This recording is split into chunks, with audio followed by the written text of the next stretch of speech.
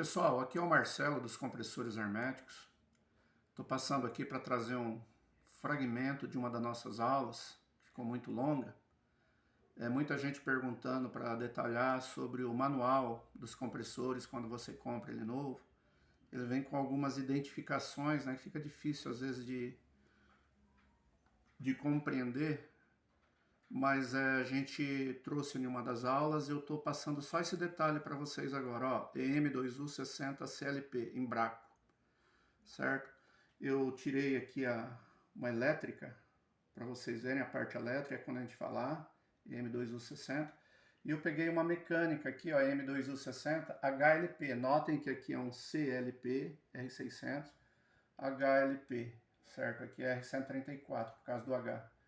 Mas não importa que a gente vai falar da mesma coisa, tá? Os três termos técnicos lá da aula que eu trouxe do manual, ó, falando sobre compressores alternativos, os recíprocos, certo? M2U60 CLP no manual ele traz, primeiro que ele é um LBP, segundo que ele é um LST e terceiro que ele é um RSIR. Eu trouxe para vocês detalhando do manual que quando se falar em LBP, nós estamos falando da aplicação desse motor. Como que esse motor vai ser aplicado? Principalmente em relação à mecânica. Nós estamos falando da mecânica dele. Ele vai ser aplicado porque LBP vem do inglês L de low, back pressure, baixa pressão de retorno.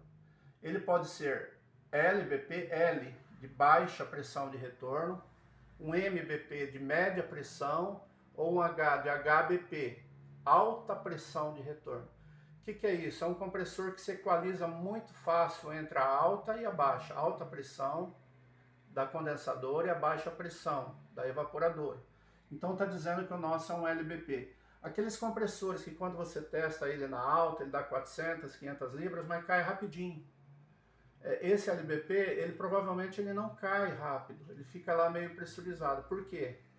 Porque ele não equaliza tão rápido, por isso que a pressão está toda na cabeça do pistão e ele não consegue dar partidas. Quando você liga, se você acabar de desligar e for ligar, ele vai ficar no que nós chamamos de looping, tentando partir e o protetor térmico desarmando, certo?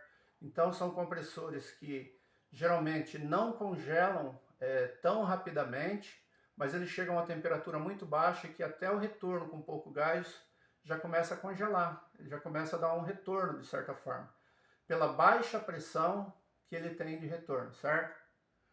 O segundo termo LST nós falamos diretamente relacionados à nossa elétrica, porque ele vem do LST, se ele é baixa pressão, low starter torque, ou se ele é HST, de High Starter Torque, quer dizer, alta pressão, alto torque de partida, certo? Da elétrica.